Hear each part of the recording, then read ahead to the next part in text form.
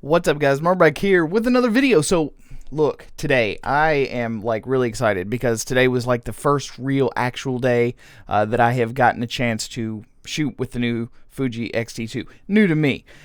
So I wanted to share a few of the images with you guys.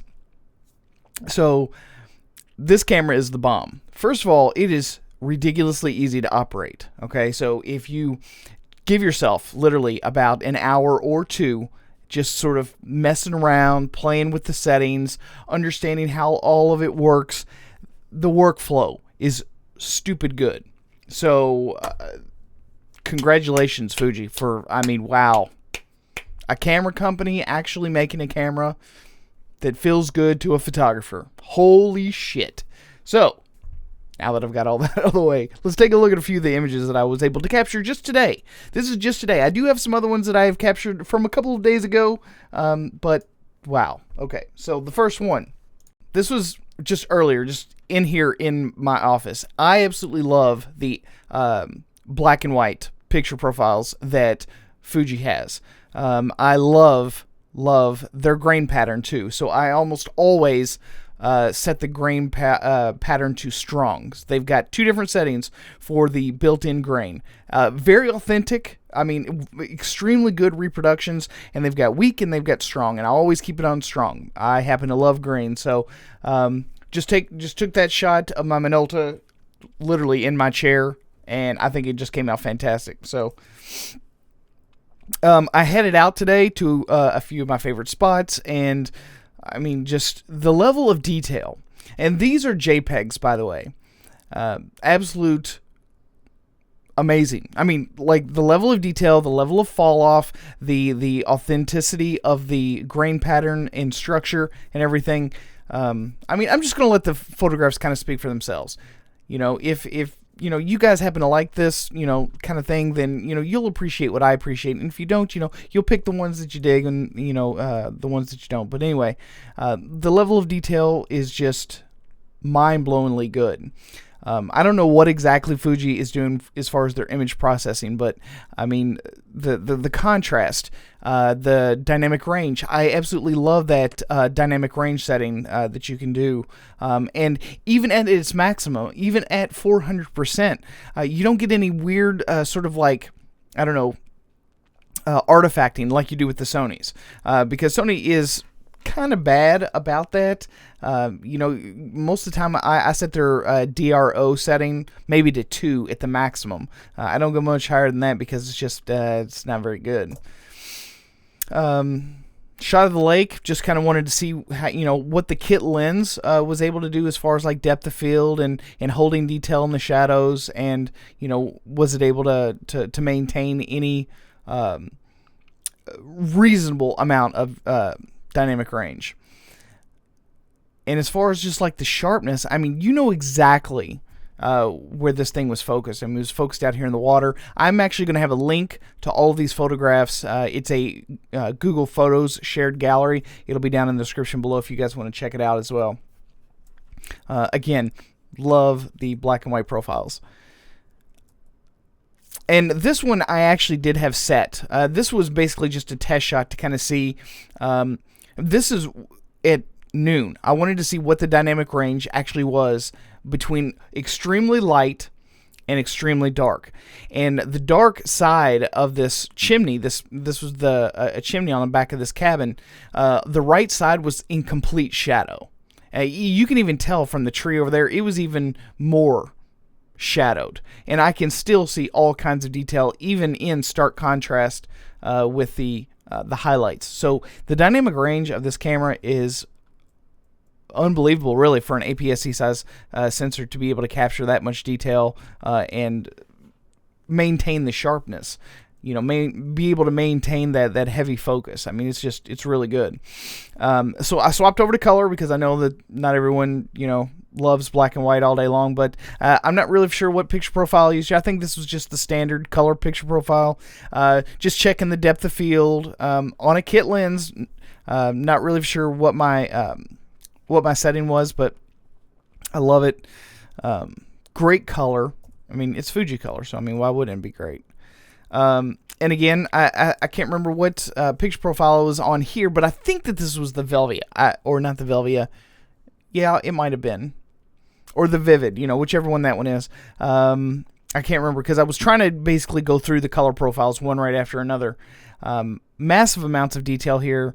Great dynamic range between the highlights and shadows. The highlights are getting clipped a little bit, but I was exposing for this, and I was not exposing for the highlights. So I know that it doesn't have that much dynamic range. So I wasn't trying to make it a superhero and do something that no other camera can. But I was pretty pleased with how all these turned out.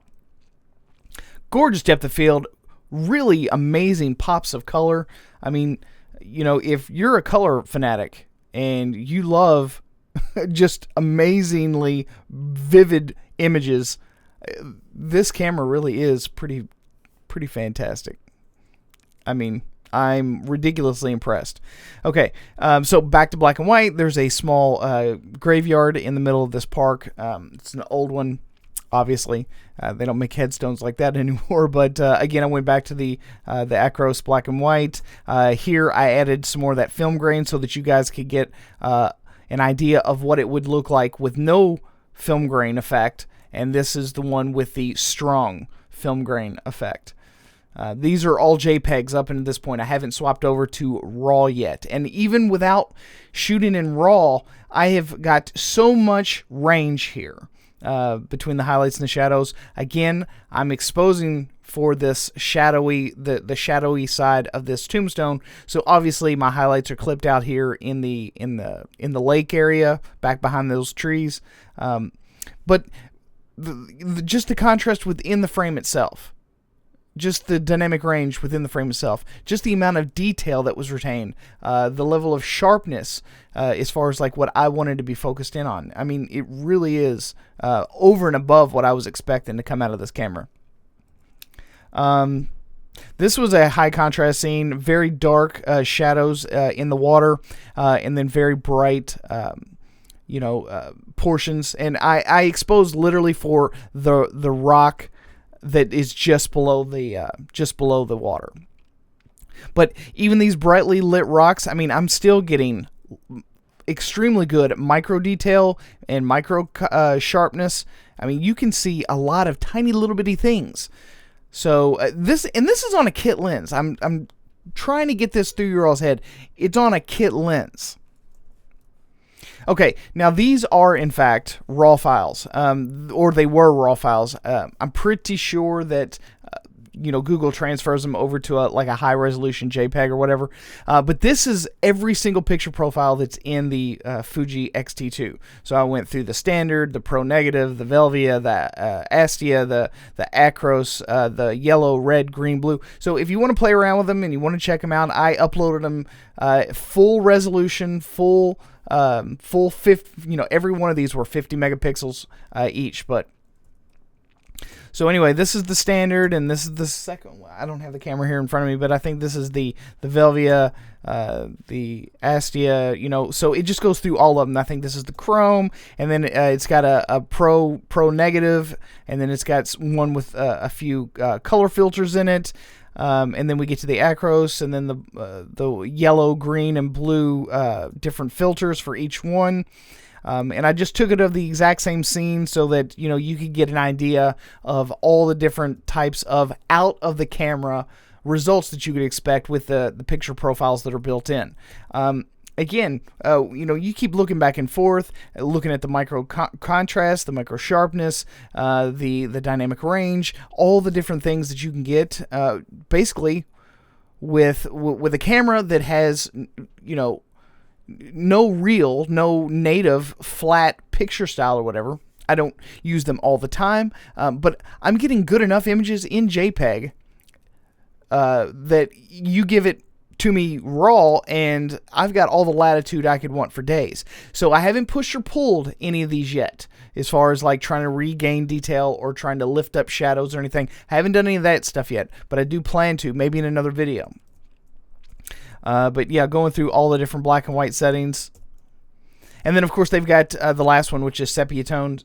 So if you guys are into sepia, I'm not really a huge fan, but I'm sure that there's someone out there. But I went on ahead and included that just for you guys. Okay, so this was a shot.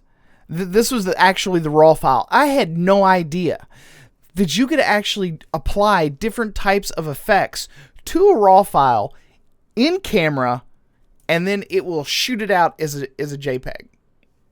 Did not know that. So I could have applied any effect or style. I just picked one, and if I'm not mistaken, I think this might have just been like the Pro Negative, or it might have been the Astia or whatever. I was just toying around, just familiarizing myself with the camera, and I mean, you could do full-on raw processing in camera with as many different types of picture profiles as you want.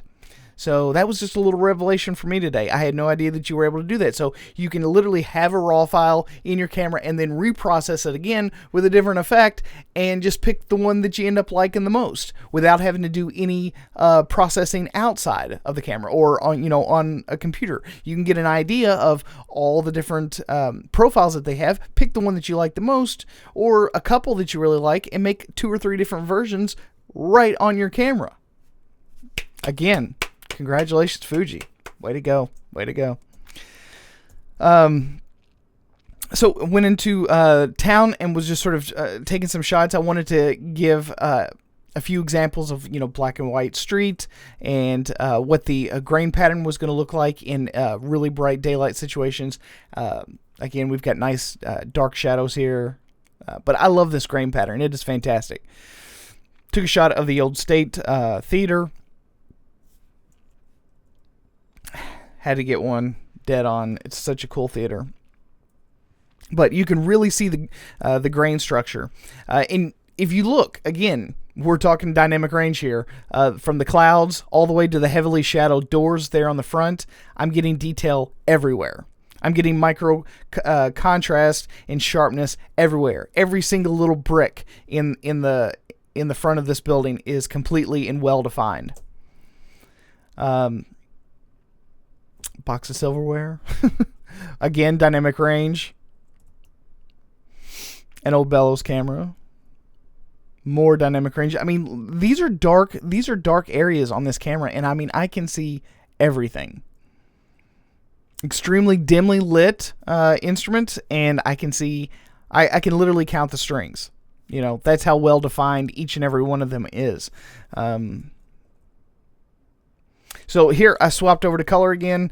I'm not really sure which picture profile I used, but again, we're just talking just amazingly authentic, basically a film fill because of the added grain inside of the camera. So for those of you that genuinely do like to shoot film, you would almost be perfectly fine using this camera in place of a film camera, because it's that authentic looking. It's a very natural grain structure and classic Fuji.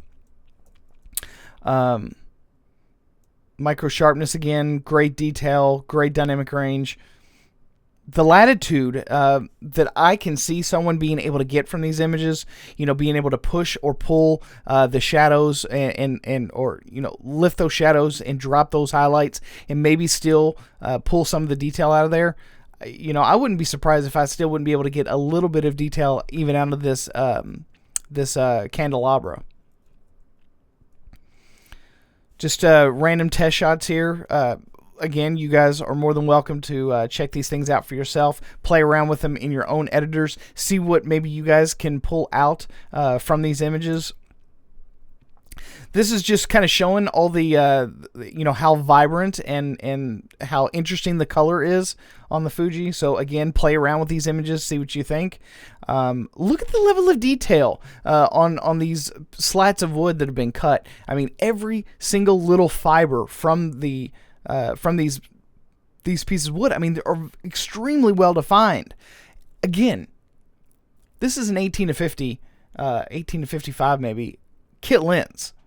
I mean, it's a kit lens. I don't know of any other kit lenses that provide this level of genuine quality. Just saying. Just saying. I mean, I've had a lot of kit lenses before, and this one beats the dick off every one of them. Hands down. Again, I swap back over to black and white. If I see old things, I immediately want them to be in black and white. Lots of micro contrast, the detail, the dynamic range. It's off the hook. I mean, this is fantastic. Creepy little wooden horse. But this was really shadowed up here in this one little corner. It did have one little accent light down below it, as you can see, and just all that little detail up, like all the cracks and stuff in the wall, I mean, it really is just mind-blowing how sharp and how well defined right out of the camera this is, with basically default settings. Again, the level of detail, it's unbelievable. But I think that most of you guys really do, don't just take my word for it. You guys really should play around with these files. This right here was actually a raw file. I was basically messing with the exposure compensation. I was kind of wanting to see exactly what level of detail I could pull out of the glass, because this jar was heavily backlit and very, very shadowed in the front. And I mean, I was able to pull out every last detail, every little rib on the front. So yes, the background is now blown out, but this was my goal. It was to expose for the front, just kind of testing it out, seeing how much I could retain. Again, just more test shots in black and white. And I did take this shot. This was in RAW, so I actually love this shot personally, and I'm going to actually process this one. Love it. Absolutely love it. But, you guys be the judge for yourself. I mean, this was basically my first day, really getting out there, really testing the thing out, really kind of, running it through a few scenarios, nature, landscape type photography, low light photography in that antique store with all the different little items, street photography. I kind of hit on a few different notes as far as like what a lot of people are going to want to use this stuff for. No studio work yet. I do plan to get to that, but as far as I can tell up to this point right now, I want it forever. I really like this camera. I really do. So anyway, guys, I hope you guys enjoyed the video. And if you did, don't forget to give it a big thumbs up. Also, subscribe to the channel if you haven't already. And if you want to support the channel, I have a Patreon page, or you can also purchase some photography merchandise. I've got a merch store down in the links. Grab that thing, get you a photography t-shirt. And last but not least, don't forget to share it on the interwebs with your friends. I do appreciate it. All right, guys. Thanks for stopping here at the Photo Video Show. I'm your host, Mark Puckett, and I'll see you guys again on the next one. Peace.